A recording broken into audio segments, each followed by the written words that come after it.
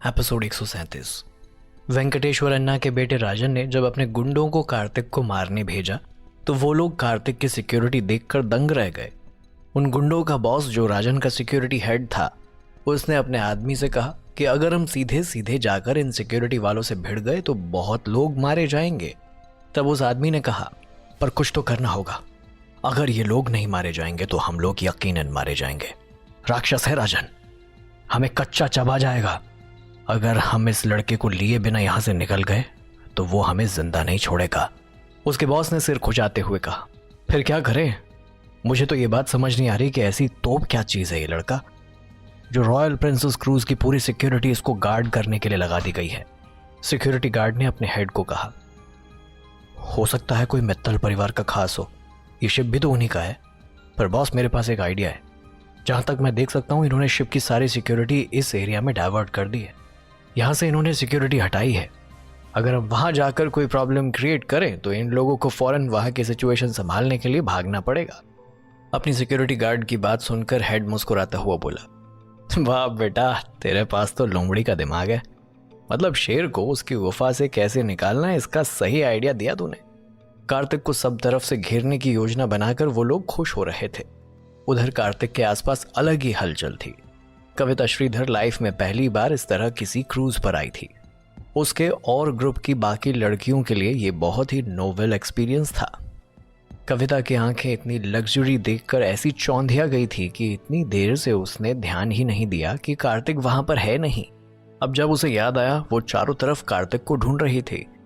उसने देखा कार्तिक के साथ साथ मैगी, कियारा और साशा भी अपर डेक पर है नहीं।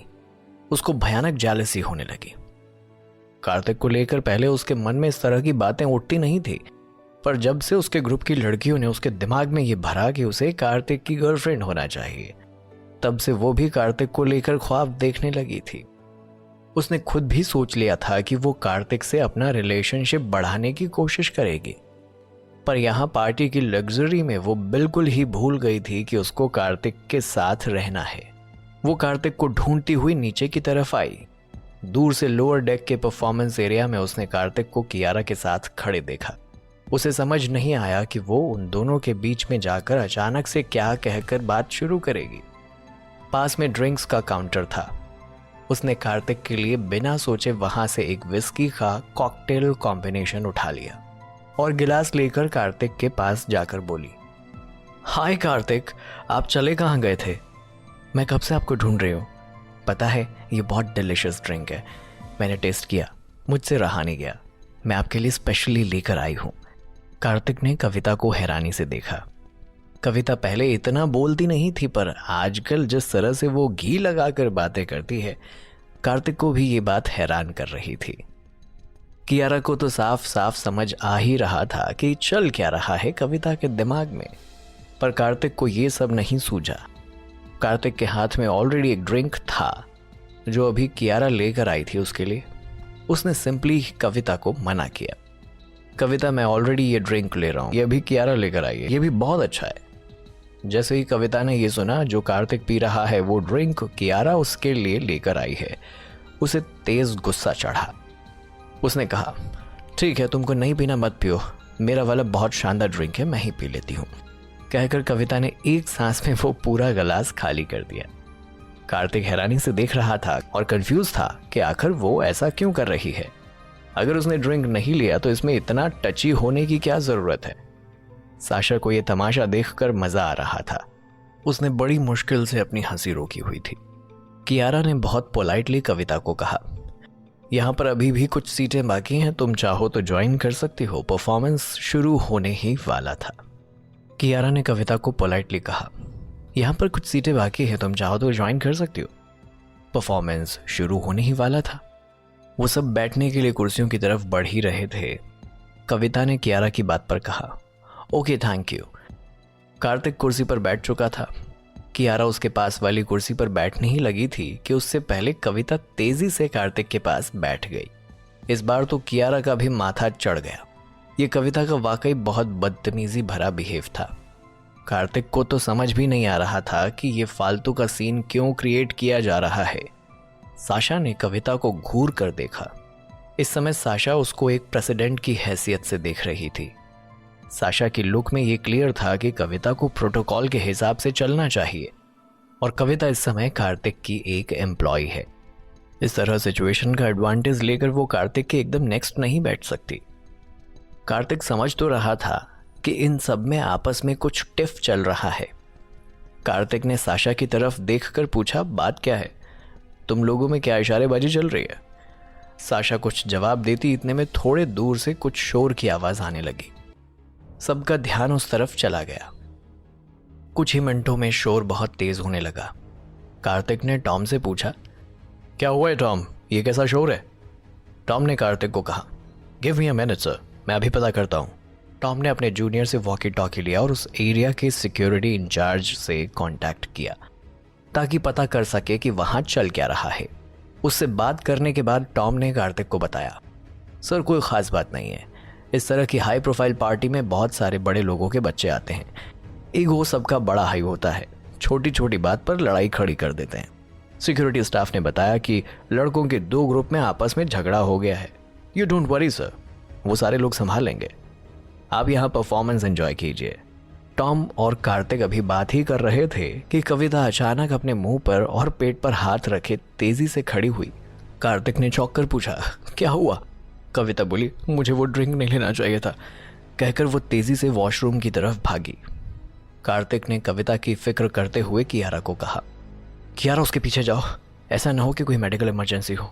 डॉक्टर की हेल्प चाहिए हो तो मुझे बताना। साशा ने चिढ़कर बोला, क्या डॉक्टर की हेल्प होगी? जिस ड्रिंक को इतरा के पी रही थी वो शराब थी, हैंडल नहीं कर पाई होगी और अब उल्टियां हो रही है।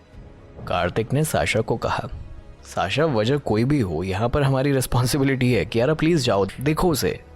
कार्तिक की बात पर कियारा ने बहुत सॉफ्टली कहा, हाँ कार्तिक तुम फिक्र मत करो, मैं संभाल लूंगी, कहकर कियारा कविता के पीछे चले गई। वेंकटेश्वर अन्ना के उस सिक्योरिटी हेड ने अपने गुंडे इस वक्त सब जगह फैला दिए थे। उनमें से एक ने उसे फोन करके बताया, बॉस यहाँ से 2 लड़कियां अकेली वॉशरूम की तरफ गई हैं, उनके साथ कोई गार्ड्स नहीं है और मुझे जहाँ तक लगता है उनमें से एक वही लड़की है जो राजन बाबा को चाहिए। उस आदमी की इन्फॉर्मेशन सुनकर उस सिक्योरिटी हेड की आंखें चमक गई। उधर वॉशरूम में जाकर कविता को जोरदार वॉमिट हुई। थोड़ी देर तो वो सिर पकड़कर वहीं बैठी रही। उसके बाद उसका पेन थोड़ा कम हो गया। कियारा पीछे खड़ी उसकी पीठ सहलाती रही। वो थोड़ा नॉर्मल हुई तो कियारा ने उसे डायरेक्टली पूछ लिया, क्या तुम कार्तिक को पसंद करती हो? कविता कुछ देर चुप रही और बोली, हाँ। और तुम भी कार्तिक को पसंद करती हो ना? कियारा ने कविता को कहा, मैं और कार्तिक बहुत समय से साथ हैं, वो भी कपल की तरह। कविता ने बेशर्मी से कहा, ऐसा भी तो हो सकता है कि सिर्फ तुम्हें लगता हो, कार्तिक तुमको लेकर ऐसा नहीं सोचता हो। कियारा को कविता की बात पर गुस्सा नहीं आया। उसने सॉफ्ट टोन में कविता को जवाब दिया, होने को तो कुछ भी हो सकता है। हो सकता है आगे चलकर मैं उसको पसंद ना रहूं, हो सकता है सच में हमारा रिश्ता आगे जाकर खराब हो जाए, पर मैं इसके लिए कभी किसी दूसरे को ब्लेम नहीं करूंगी। अगर खराब होगा भी तो हमारे ही रिश्ते में कोई कमी रह गई होगी, इसलिए खराब होगा। मुझे तुमसे या किसी से कोई दिक्कत नहीं है, तुम्हें जो ठीक लगता है करो।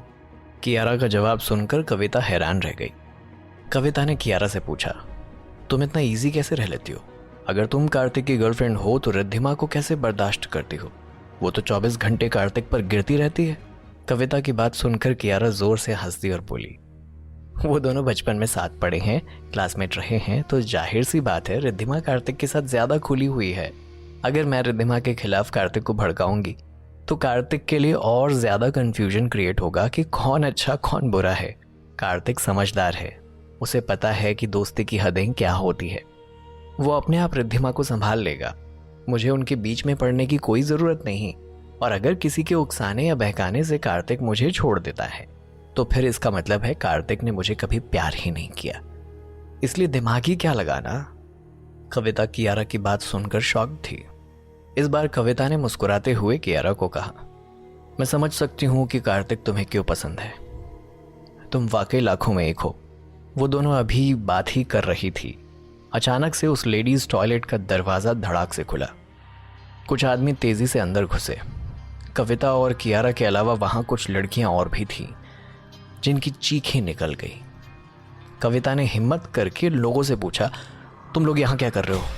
दिखाई नहीं देता कि ये लेडीज टॉयलेट है? इस समय राजन का सिक्योरिटी हेड वहां पर खुद था। उसने बेशर्मी से कविता को कहा, तुम्हारी ये दोस्त हमारे बॉस को पसंद आ गई है, हम अपने बॉस के लिए इसे ले जाने आए हैं। वैसे शक्ल तो माशाल्लाह तुम्हारी भी बड़ी खूबसूरत है। तुम दोनों अभी या तो चुपचाप आराम से हमारे साथ चलो, वरना जबरदस्ती उठा कर ले जाएंगे। कविता और कियारा उस आदमी की बात सुनकर शॉक्ड रह गए। कविता ने उस आदमी से पूछा, कौन है तुम्हारा बॉस? किसकी बात कर रहे हो? क्या चल रहा है ये सब? उस आदमी ने कविता को कहा, मेरा बॉस कौन है ये तुम्हें जानने की जरूरत नहीं है। जान नहीं चाहती हो तो इतना बहुत है तुम्हारे लिए कि खूबसूरत नगीनों की अच्छी पहचान है मेरे जौहरी बॉस को। तुम्हारे जैसी सुंदर लड़कियां मेरे बॉस की कमजोरी हैं। हमने तुम्हारे बॉस से बात करके अच्छा प्राइस देने की कोशिश भी की थी, लेकिन वो पागल आदमी तो अकड़ गया। कियारा ने उस आदमी की बात सुनकर सदमे में कहा, क्या कहा तुमने? तुमने हमारे लिए कार्तिक को पैसे ऑफर किए? ये कैसी जगह है? यहाँ पर हर कोई यही करना चाहता है। अभी थोड़ी देर पहले कोई और भी बदतमीज आदमी यही बात करने कार्तिक के पास आया था। उन गुंडों ने गुस्से में कियारा को कहा, वो बदतमीज आदमी हमारा ही साथी था, पर तुम्हारे बॉस की वजह से उस बेचारे की जान चली गई, और अगर तुमने ज्यादा चूं चपड़ की तो जिंदा तुम भी नहीं बचोगे। इतने में ही कविता ने कार्तिक को फोन मिलाना शुरू किया। उस आदमी ने कविता को फोन मिलाते हुए देखा, वो तेजी से उसकी तरफ झपटा। उन सब में आपस में छीना झपटी शुरू हो गई। वो और उसके आदमी कियारा और कविता को कंट्रोल करने की कोशिश कर रहे थे, और वो दोनों पूरी ताकत से लड़ रही थी। उस समय लेडीज टॉयलेट में 3 और लड़कियां भी थी। उन लोगों ने उन तीनों लड़कियों को एक ही टॉयलेट में बंद कर दिया। इसके लिए उन्होंने उन दोनों के मुंह पर भी टेप लगा दी। वो लोग अपनी पूरी तैयारी के साथ आए थे। बाहर 2 बड़ी सर्विस ट्रॉलीज रखी हुई थी। उन दोनों ने कियारा और कविता के हाथ पैर बांधकर उन्हें सर्विस ट्रॉली के नीचे हिस्से में ठूंस दिया। उन्होंने ट्रॉली पर ऊपर से सफेद कपड़ा ढक दिया ताकि किसी को शक भी ना हो। राजन अपने उस सिक्योरिटी हेड को बार बार फोन कर रहा था। उसको सब्र बिल्कुल नहीं था। वो बार बार ये जानना चाह रहा था कि कार्तिक को लाने में इतनी देर क्यों लग रही है। इस बार राजन का फोन आया तो सिक्योरिटी हेड ने उठा लिया। फोन उठते ही राजन चिल्लाया, कहाँ मर गए हो तुम लोग? इतनी देर कैसे लग रही है? मैंने तुम्हें कहा था ना मुझे वो आदमी चाहिए, जिंदा या मुर्दा। सिक्योरिटी हेड ने राजन को कहा, बॉस उस आदमी को हम आपके लिए जल्दी लेके आ रहे हैं, पर अभी जो लड़कियां आपने मांगी थी वो मिल गई हैं। मैंने उन्हें आपके लिए हासिल कर लिया है। बस कुछ ही मिनटों में वो आपके स्पेशल रूम में होंगी। अपने आदमी की बातें सुनकर राजन की आंखें चमक गई। जब से उसने कियारा को देखा था उसका दिमाग घूमा हुआ था। उसे हर हाल में कियारा चाहिए थी। जैसे ही उसके आदमी ने कहा कि कियारा को लेकर वो आ रहा है, वो कार्तिक के बारे में भूल ही गया। उसने एक्साइट होकर कहा, शाबाश मेरे शेरो, ये हुई ना बात। तुम उसे जल्दी से मेरे रूम में लेकर आओ, मैं अभी वहीं पहुंचता हूं। सिक्योरिटी हेड ने फोन काटते हुए अपने गार्ड को कहा, मुझे इस आदमी की कमजोरी पता है। अब अगर हम उस कार्तिक को हैंडल नहीं भी कर पाए तब भी इसका मूड बिगड़ेगा नहीं, तो देखना अब हमें कुछ नहीं कहेगा ये। वहां कार्तिक साशा और मैगी के साथ परफॉर्मेंस देख रहा था, पर कार्तिक का ध्यान अभी भी इसी बात पर था कि कियारा और कविता अभी तक लौटे कैसे नहीं। जब उनको गए काफी देर हो गई तो कार्तिक ने बेचैन होकर मैगी को कहा, उन दोनों को गए बहुत देर हो गई ना, एक बार पता करो कि मामला क्या है, और तुमने उनके साथ सिक्योरिटी गार्ड्स भेजे थे ना। कार्तिक के ये कहते ही मैगी का माथा ठनक गया। उससे इतनी बड़ी गलती कैसे हो गई? यहां तक कि क्रूज वालों ने जो सिक्योरिटी गार्ड्स लगाए थे उनमें से भी कोई उन दोनों के पीछे नहीं गया। मैगी की सिक्स सेंस एकदम से उसे अलर्ट करने लगी, समथिंग इज रॉन्ग। और सच में अब बात काबू के बाहर हो चुकी थी। जानने के लिए सुनते रहिए जीरो टू हीरो, ओनली